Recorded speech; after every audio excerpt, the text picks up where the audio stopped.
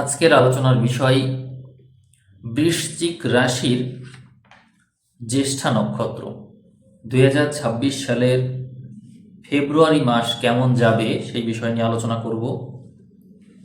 জ্যেষ্ঠা নক্ষত্র বৃশ্চিকে অবস্থিত এবং এটি হচ্ছে 18 নম্বর নক্ষত্র। এটি বুধের নক্ষত্র, যার কারণে জন্ম সময়ে আপনারা প্রথমে বুধের দশা পেয়েছিলেন। তো আমরা আলোচনার ক্ষেত্রে নক্ষত্র অধিপতি হিসেবে বুধকে বিবেচনায় নেব এবং রাশির অধিপতি হিসাবে মঙ্গলকে বিবেচনায় নেব। তাহলে মঙ্গল আর বুধ কোথায় আছে সেটি দেখার প্রয়োজন পড়বে। আর এখানে মাসের কোন দিন চন্দ্র কোথায় থাকবে সেই ক্ষেত্রে চন্দ্রের অবস্থান ভিত্তিতে শুভ অশুভ দিন যদি চোখে পড়ে তাহলে অবশ্যই আপনাদেরকে জানানো হবে। তো দেখি মঙ্গল আর বুধের অবস্থান ফেব্রুয়ারির 1 থেকে ফেব্রুয়ারির 28 তারিখ পর্যন্ত আমি দেখব। ফেব্রুয়ারির 1 তারিখে মঙ্গল বুধকে আমরা একসাথে মকরেই পাবো। তো এখানে একটা সতর্কবার্তা হিসেবে আপনাদের বলবো যে মঙ্গল, রবি এবং অন্যান্য গ্রহ এই মকরে আসার কারণে আবহাওয়ায়ও পরিবর্তন এসেছে। আপনারা দেখতে পাচ্ছেন যে এই সময় কিন্তু প্রচুর পরিমাণে শীত থাকে। কিছুদিন আগেও খুব শীত পড়েছে, কিন্তু দেখুন আমি নিজেই কিন্তু এখানে ওইভাবে শীত নেই, বসন্তের একটা ভাব চলে এসেছে। তার মানে আবহাওয়াগত পরিবর্তন আপনারা লক্ষ্য করছেন। এখানে রবি মঙ্গল একত্র হওয়াই মূলত এই উত্তাপ বৃদ্ধির কারণ। আর আবহাওয়াতেই যে উত্তাপ বৃদ্ধি পাচ্ছে তা না, মানুষের যে চিন্তা ভাবনা সেক্ষেত্রেও অসহনীয়তাও বৃদ্ধি পাচ্ছে, অর্থাৎ শীতলতার পরিবর্তে উত্তাপ। মাথা গরম প্রকৃতির মানুষ আপনারা বেশি লক্ষ্য করবেন আশপাশে। মানুষের মধ্যে অধৈর্য বৃদ্ধি পেতে দেখা যায়। তো সেই সাপেক্ষে বুধ আর মঙ্গল একত্রে থাকা আপনার ক্ষেত্রে আপনার মন মানসিকতায় পলিটিক্যাল একটা প্রভাব নিয়ে আসবে। অর্থাৎ আপনি কূটবুদ্ধি সম্পন্ন মানুষ বা কূটনীতি যে প্রয়োগ করা সেটি পারবেন।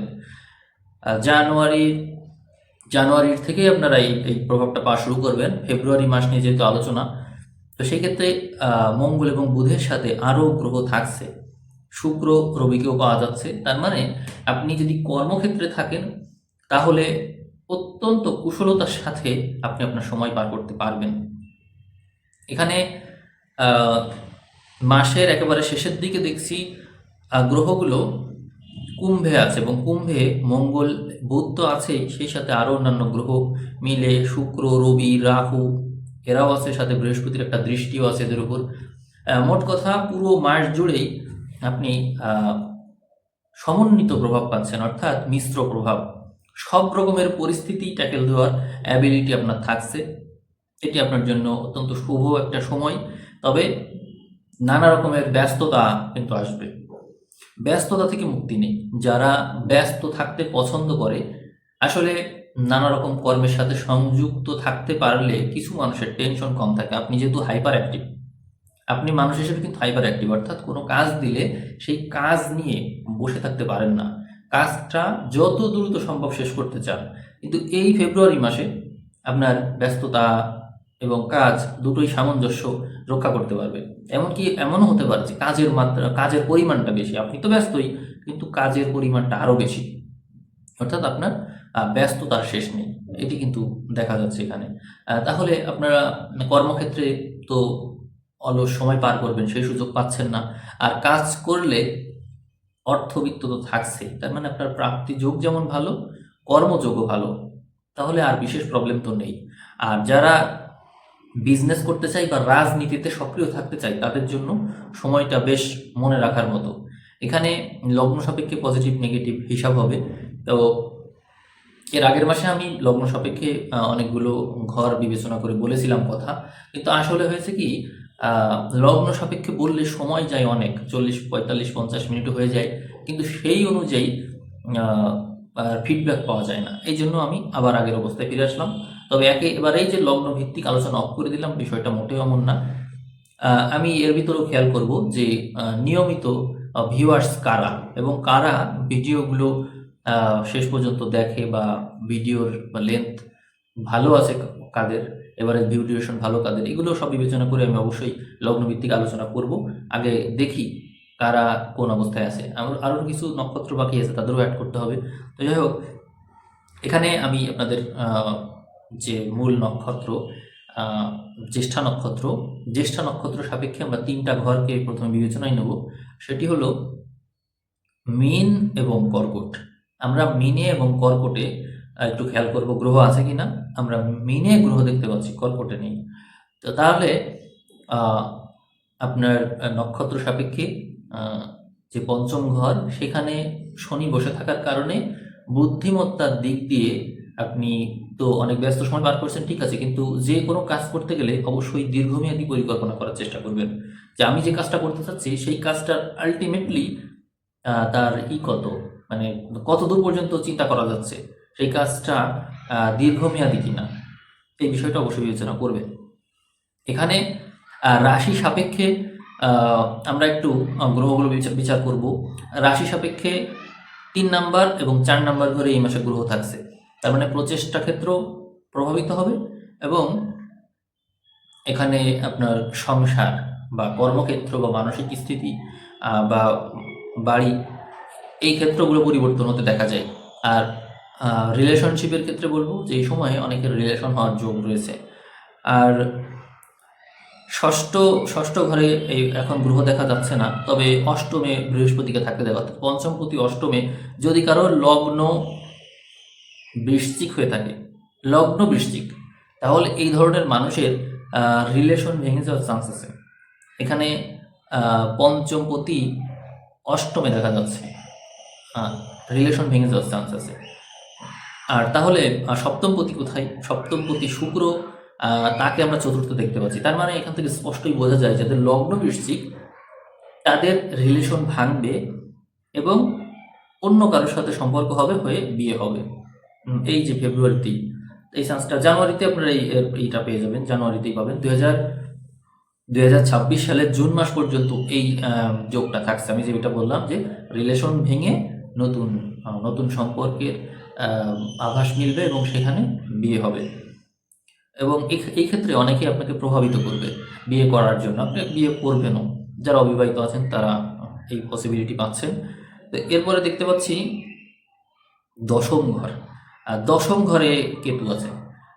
কর্মক্ষেত্রে আপনি এক কেন্দ্রিকতা রাখলে ভালো করবেন। এক কেন্দ্রিকতা অর্থাৎ কাজ করছেন, কিন্তু সেই কাজটা যদি এক কেন্দ্রিক, অর্থাৎ আমি কোনো একটা কাজে নিমজ্জিত হয়ে গেলাম, ওই কাজটা নিয়ে আমি লেগে আছি, দীর্ঘক্ষণ ধরে লেগে আছি, অন্য কোনো দিকে আমার খেয়াল নেই, এরকম মানে একটা মানসিকতা দেখা যাবে আপনার মধ্যে। আর আয়ের ঘরে শনির দৃষ্টি আছে পঞ্চম থেকে, তার তৃতীয় চতুর্থপতি। আপনি প্রচেষ্টা তো করবেন এবং আপনার সাইড ইনকাম থাকবে। এটি হচ্ছে এখানকার বিশেষ রাশিফল। এটি হচ্ছে বেশ শুভ ইঙ্গিত দেয়। আর তারপরেও যদি আমরা একটু কিছু কিছু জায়গা দেখি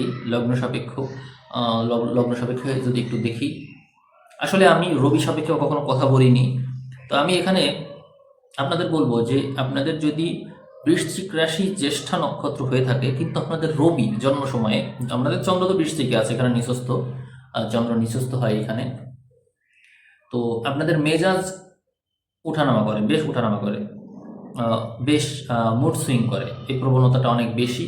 তো সেই কারণে আপনারা এই রবির প্রভাবটা একটু দেখতে পারেন। এখানে রবি যদি মীনের ঘরে থাকে, রবি যদি জন্ম সময়ে মীনে থাকে, অর্থাৎ আপনার জন্ম যদি ফাল্গুন বা চৈত্র মাসে হয়, অর্থাৎ রবি যদি কুম্ভ বা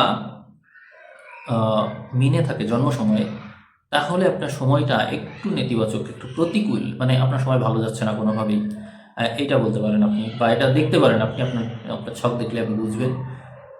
আর যদি আপনার লগ্ন, ধরুন আপনার লগ্ন হচ্ছে কুম্ভ, তাহলে আপনার ব্যস্ততার মাত্রা বেশি দেখা যায়, অনেক ব্যস্ত থাকবেন আপনি, কিন্তু তারপরেও আলটিমেটলি আপনার সময় ভালো, অর্থাৎ কুম্ভ লগ্ন যদি হয়, বৃশ্চিক রাশি কিন্তু কুম্ভ লগ্ন, তাহলে সময় ভালো। এরপরে আপনার যদি মীন লগ্ন হয়, তাও কিন্তু সময় ভালো। তো যাই হোক, আমি যথেষ্ট আলোচনা করলাম, এখন আসলে সংক্ষেপে আলোচনা করার চেষ্টা করছি। চ্যানেল থেকে আমি একটা উক্তি বিশ্লেষণ করে ভিডিও শেষ করব। 20 নম্বর উক্তি জ্ঞানবাণীর, তোমার জন্য যে ব্যক্তি পাপ পুণ্যকে তুচ্ছ জ্ঞান করে সে তোমাকেই স্বর্গ হবে। অর্থাৎ আমাদের তো সবসময় স্বর্গের প্রতি একটা লোভ থাকে, কিন্তু কোনো ব্যক্তিকেই যখন সে আপন করে নেয়, সেই ব্যক্তির ভিতরেই সমস্ত সুখ পেয়ে যায়, তখন কিন্তু সে পাপ পুণ্যকে তুচ্ছ করে, ওইটার ভয় সে পায় না। তখন সে ওই ব্যক্তির মধ্যেই সব কিছু বুঝে নেয়, অর্থাৎ সে বর্তমানের ভিতরে বাঁচতে শেখে, সে বর্তমানকেই স্বর্গ ভাবে। এটি মূলত এখানে বোঝাতে চাওয়া হয়েছে। তো এর তাৎপর্য আপনারা তো বিস্তারিত বুঝবেনই। তো আমি উক্তি আর বেশি বিশ্লেষণ করলাম না।